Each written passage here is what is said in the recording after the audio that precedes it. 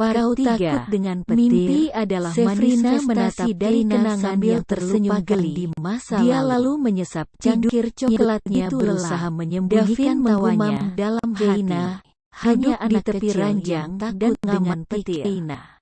Ya, aku sebenarnya malu dengan ketakutan tidak wajarku itu. Laki itu lalu tersenyum sambil menatap perempuan cantik di bagian bawah tubuhnya. Oh astaga, Sefrina memang benar-benar cantik.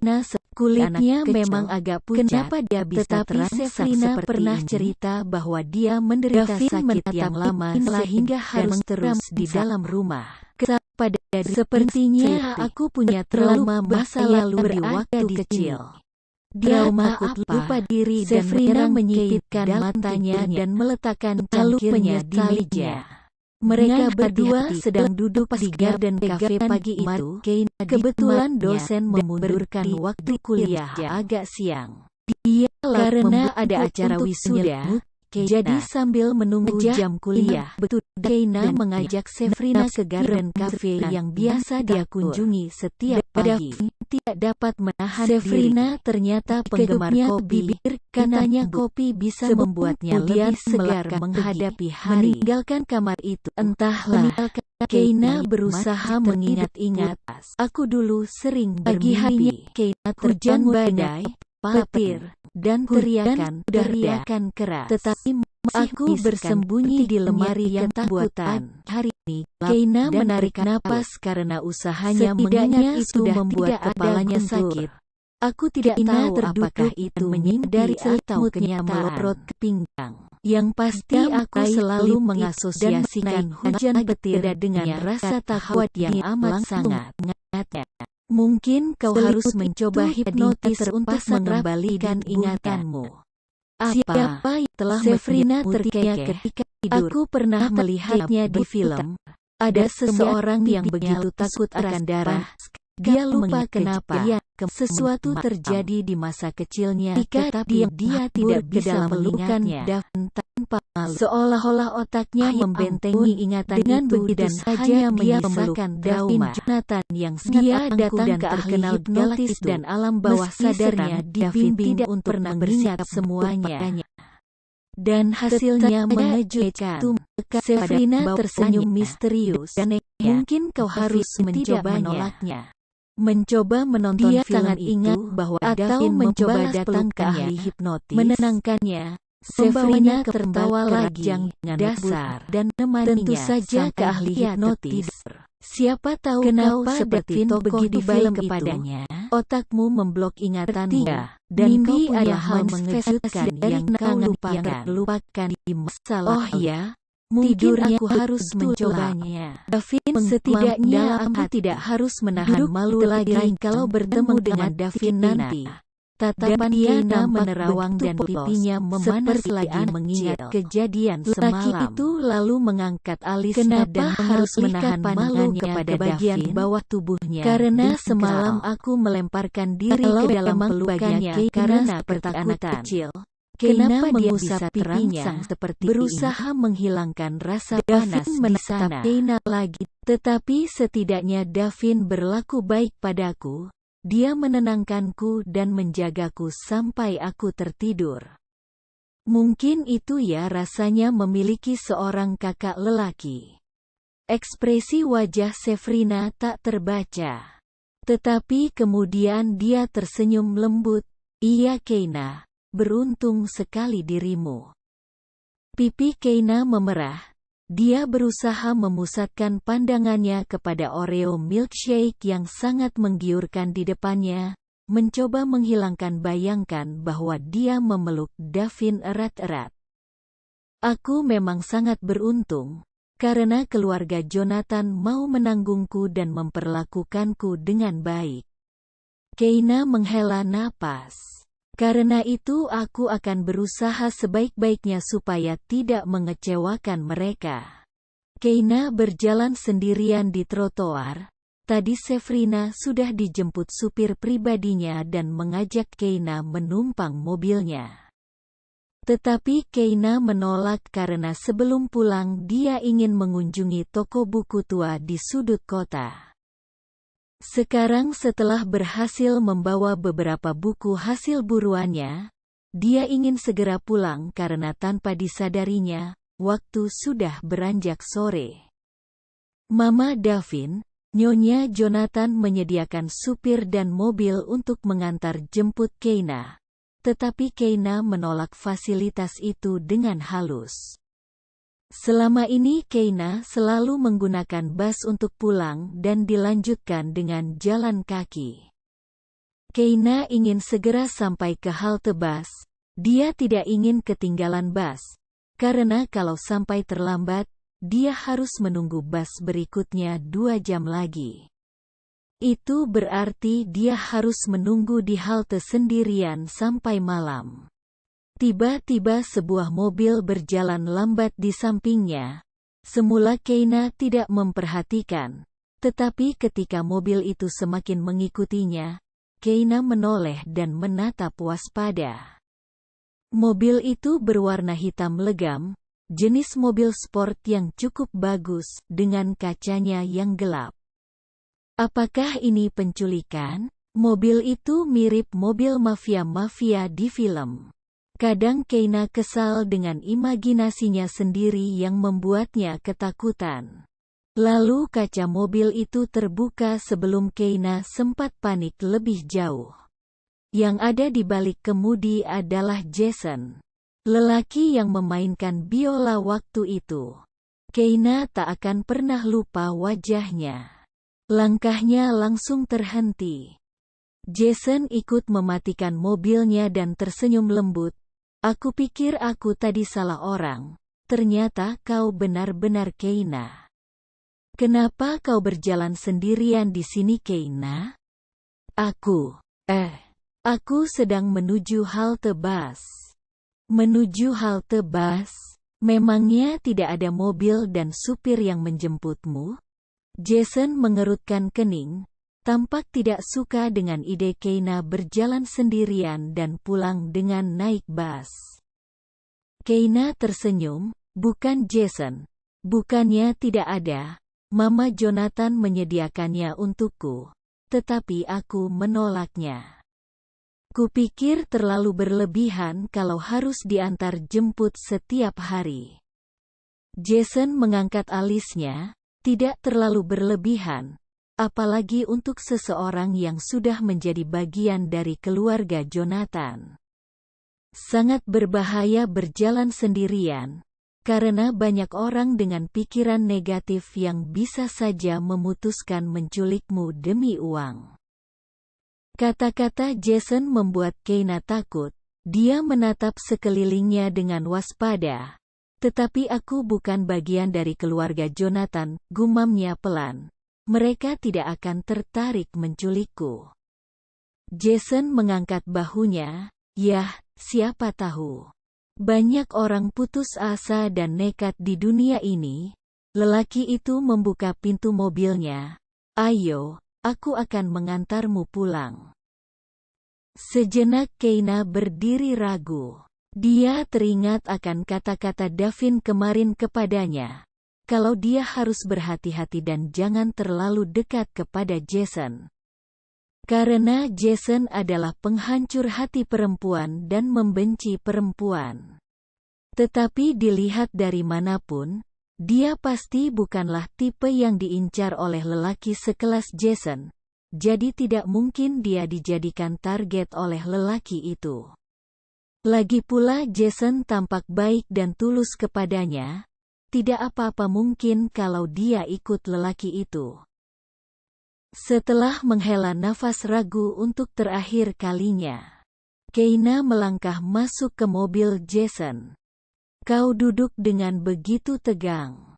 Tenanglah Keina, aku tidak akan memakanmu.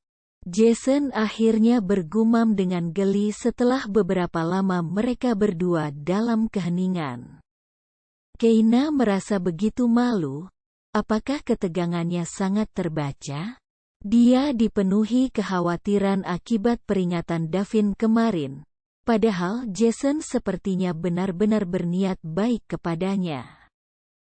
Maafkan aku, gumam Keina pelan. mengalihkan pandangannya ke arah jendela luar. Langit malam sudah makin menggelap, dan kemacetan di jalan raya membuatnya semakin terlambat pulang. Ponselnya mati karena kehabisan baterai dan dia tidak bisa menghubungi mansion. Tetapi sepertinya mansion juga tidak akan menunggunya pulang. Nyonya Jonathan sedang berada di luar negeri dan Keina yakin Davin sedang sibuk dengan urusannya sendiri, sehingga tidak memikirkan kepulangan Keina. Aku mengerti kok. Suasana memang terasa canggung karena kita belum begitu kenal. Jason terkekeh, dan mungkin kau mendengar tentang reputasi jelekku.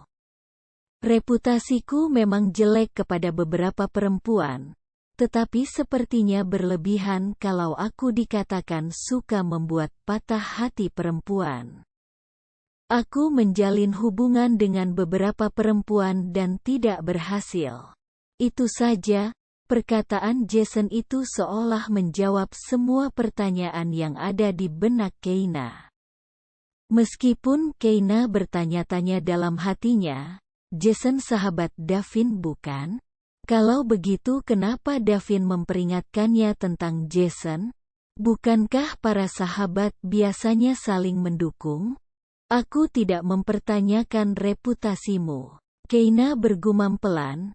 Aku juga tidak takut kepadamu. Aku hanya cemas karena pulang terlambat. Pulang terlambat bersamaku. Jason tertawa geli. Mari kita lihat bagaimana reaksi Davin.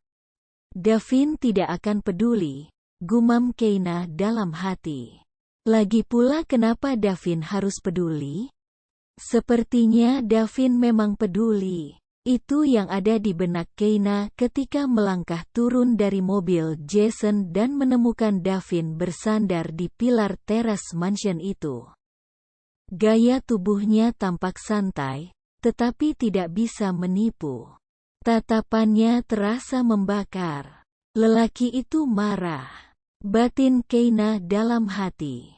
Dari mana saja kau Keina? Suara Davin berdesis lirih. Dan kenapa ponselmu mati? Keina menatap Davin penuh rasa bersalah.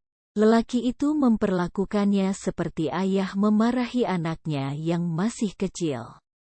Keina bukan anak kecil lagi bukan? Seharusnya Davin tidak memperlakukannya seperti itu. Tadi pulang kuliah aku bersama Sefrina. Lalu aku mampir ke toko buku di sudut kota sampai lupa waktu. Aku terlambat pulang jadi. Dan bagaimana kau bisa pulang bersama Jason?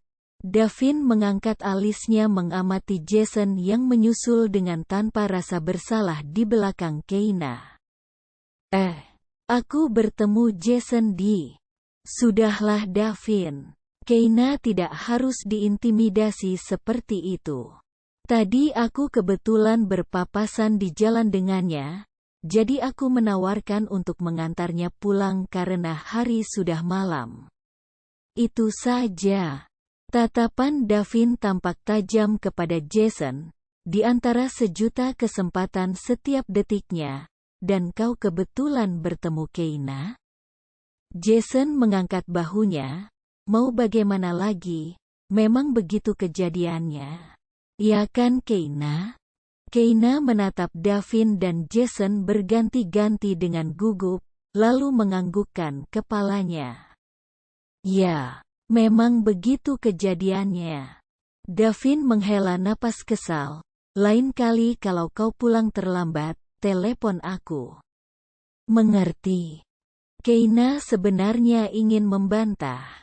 Davin tampak begitu arogan dan memaksakan kehendaknya, dan Keina tidak suka diperlakukan seperti itu.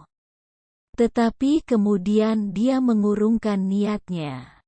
Lelaki di depannya ini tampak begitu marah, entah kenapa. Seakan-akan sudah siap meledak kalau dipancing.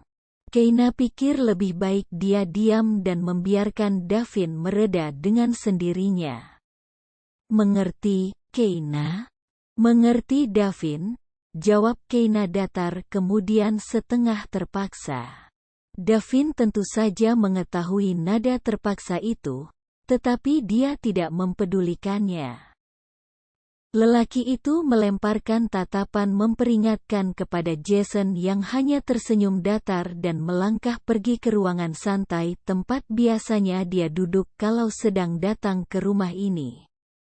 Setelah Jason menghilang, Davin menatap Keina memperingatkan, "Bukankah aku sudah memperingatkanmu supaya menjauhi Jason?" "Aku tidak pernah berusaha mendekati Jason. Kami bertemu dan dia mengantarku pulang." "Kenapa kau membesar-besarkan masalah ini, Davin?" gumam Keina agak keras, lalu menatap Davin marah. "Ah, sudahlah." Keina membalikkan tubuhnya dan meninggalkan Davin yang tercenung sambil menatap punggung Keina. Davin sendiri tidak bisa menjawab pertanyaan Keina. Kenapa melihat Jason mengantarkan Keina pulang terasa sangat mengganggunya? Sambil menghela napas panjang, dia melangkah ke ruangan santai menyusul Jason. "Jangan dia, Jason." Davin membanting tubuhnya di sofa dan menyesap minuman di gelas kristal bening yang dipegangnya. Dia tampak begitu frustrasi. Jason yang sedari tadi duduk sambil membaca buku di sofa seberangnya mengangkat kepalanya. "Apa? Jangan. Jangan, Keina." Jason terkekeh dan meletakkan buku di tangannya, lalu menyandarkan tubuhnya di sofa. "Apa yang membuatmu berpikir kalau aku sedang mengincarnya?" "Tatapanmu. Kau tidak melepaskannya dari pandanganmu." Jason mengusap rambutnya pelan dan menatap Davin penuh spekulasi. "Lalu kenapa kau melarangku?" "Karena..." Davin menghela nafasnya frustrasi. "Karena aku sudah berjanji akan menjaganya. Dia adalah satu-satunya gadis yang tak akan kubiarkan untuk kau hancurkan." "Kalau aku tidak mempedulikan peringatanmu..." Nada suara Jason tampak tenang dan tidak terpengaruh oleh tatapan Davin yang menajam, seolah ingin membunuhnya. "Maka kau akan berhadapan denganku." Jason tertawa dan menggeleng-gelengkan kepalanya. "Kenapa kau ini, Davin? Sebelumnya kau tidak peduli dengan sepak terjangku dengan siapapun. Dan tentang Keina, dulu kau membencinya dan ingin mengusirnya. Lalu tiba-tiba saja kau membawanya kembali ke rumah ini dan bertingkah seperti malaikat penjaganya. Sebenarnya itu bukan urusanmu." "Ah ya." Jason tersenyum santai, "Itu memang bukan urusanku. Tetapi setidaknya bisa menjadi pertimbanganku untuk tidak mengincar Keina. Dia bukan tipemu. Aku tidak punya tipe khusus. Kau sudah berteman denganku sejak lama, kau pasti tahu kalau aku tidak pilih-pilih." Davin mengacak rambutnya kesal, "Kau sahabatku. Dan aku tidak suka harus bertentangan denganmu. Tetapi Keina adalah pengecualian. Kau tidak boleh mengganggunya, kau dengar itu? Dan kalau kau bertanya-tanya kenapa, itu adalah karena aku punya hutang yang sangat besar kepadanya." "Hutang?" Jason mengerutkan keningnya, ekspresinya tidak lagi bercanda. Bagaimana mungkin seorang Davin Jonathan mempunyai hutang kepada gadis biasa seperti Keina? "Bukan hutang uang. Aku berhutang nyawa kepada Keina." "Ah bukan. Kepada ayah Keina." "Apa maksudmu? Kau seorang pemain biola profesional. Mungkin kau pernah mendengar namanya, Robert Samuel?" "Itu nama panggungnya dulu kalau tidak salah." Jason mengetuk-ngetukkan jemarinya, tampak berpikir. "Ah, ya, aku ingat. Robert Samuel adalah pemain biola yang sangat hebat dulu. Guru-guru musik kami menyebutnya jenius. Terakhir dia menerima tawaran yang sangat menarik di Austria. Tetapi entah kenapa ternyata dia batal mengambil tawaran itu lalu menghilang begitu saja. Sejak itu dia tak pernah muncul seolah-olah ditelan bumi. Jason terkekeh. Guru biolaku adalah salah satu penggemarnya. Dia selalu mengulang-ulang kisah tentang Robert Samuel yang jenius dan betapa sayangnya karena dia menghilang. Sebuah kehilangan besar di dunia musik klasik, katanya. Dia menghilang karena dia tidak bisa bermain biola lagi. Apa? Kenapa kabar itu tidak pernah terdengar? Jason menatap Davin tajam, dan dari mana kau tahu? Karena aku yang menyebabkan dia tidak bisa bermain biola lagi. Lelaki itu menyelamatkanku dari penculikan waktu aku masih kecil, dan melukai tangannya. Luka itu mengenai saraf pentingnya dan dia tidak bisa bermain biola lagi. Davin mengatupkan kedua jemarinya di bawah dagu, dan dia mempunyai seorang puteri. Jason mengamati ekspresi Davin lalu wajahnya memucat ketika menemukan kebenaran di depannya. Keina, apakah maksudmu, putri dari Robert Samuel adalah Keina? Ya, Davin mendesah. Orang tuaku berusaha mencari-cari Robert, dan mereka menemukannya memiliki seorang putri, hidup dalam kemiskinan. Putri dari Robert Samuel adalah Keina. Davin menatap Jason letih. Sekarang kau tahu kenapa aku harus menjaga Keina. Jason menatap Davin dalam-dalam, dan apakah Keina tahu kisah ini? Tidak. Davin mengangkat bahu. Aku tidak ingin dia tahu. Mama sudah ingin memberitahu Keina, tetapi aku melarangnya. Kenapa? Karena dia pasti akan langsung membenciku. Itulah yang dipikirkan Davin pertama kali. Tetapi dia menatap Jason dengan pandangan tanpa ekspresi. Karena aku ingin menjaga supaya hubungan kami tetap seperti ini. Aku akan menjaganya dengan sepantasnya. Kau tahu, bisa saja begitu Keina mengetahui bahwa kami mempunyai hutang budi kepadanya. Dia akan meminta lebih dan memanfaatkan kekayaan kami. Yah, aku tidak menuduh Keina mata duitan. Tetapi hati orang siapa yang tahu? Davin merasa mulutnya pahit mengucapkan kebohongan dan penghinaan kepada Keina. Tetapi ditahannya perasaannya. Jason tidak boleh tahu kalau Davin sangat takut dibenci oleh Keina. Jason menghela napas, lalu menyandarkan tubuhnya ke sofa. Well, tidak kupungkiri, kisahmu ini sangat mengejutkan. Dia memasang ekspresi kosongnya yang biasa. Jangan khawatir kawan, kisahmu ini sudah pasti membuatku mengurungkan niat untuk merayu Keina. Kau tidak usah khawatir. Mimpi itu datang lagi. Keina tahu kalau dia sedang bermimpi.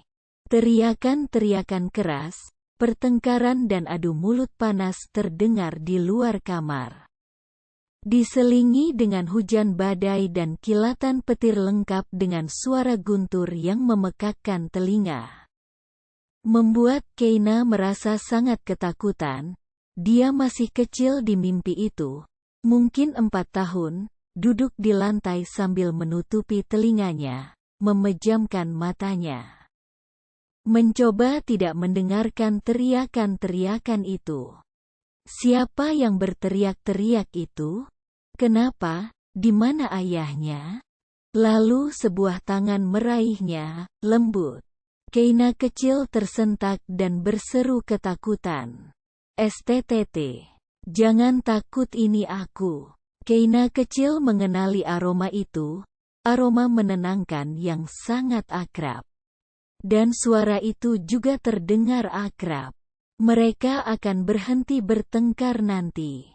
Sini biar ku peluk dirimu dan kunyanyikan lagu untukmu. Yang memeluknya adalah seorang anak lelaki. Lebih tua darinya. Tidak dikenalnya tetapi terasa akrab. Akrab tetapi dia tidak dapat mengingatnya. Kenapa dia tidak dapat mengingatnya? Anak lelaki itu bernyanyi, suaranya terdengar lembut. Dia bernyanyi untuk mengalihkan perhatian Keina dari suara petir yang menggelegar di luar. Mengalihkan Keina dari suara teriakan-teriakan pertengkaran di luar. Lambat laun Keina hanya mendengarkan suara nyanyian anak lelaki kecil itu. Tidak ada lagi suara guntur, tidak ada lagi suara teriakan pertengkaran. Kamar itu terasa begitu damai. Hanya ada Keina dan anak lelaki kecil itu. Keina terbangun kemudian, dengan tubuh basah kuyup dan napas terengah-engah. Mimpi itu sudah lama tidak datang. Dan sekarang datang lagi menghantuinya. Mimpi yang sama, kamar yang sama, anak lelaki yang sama. Kenapa? Bersambung ke part 4.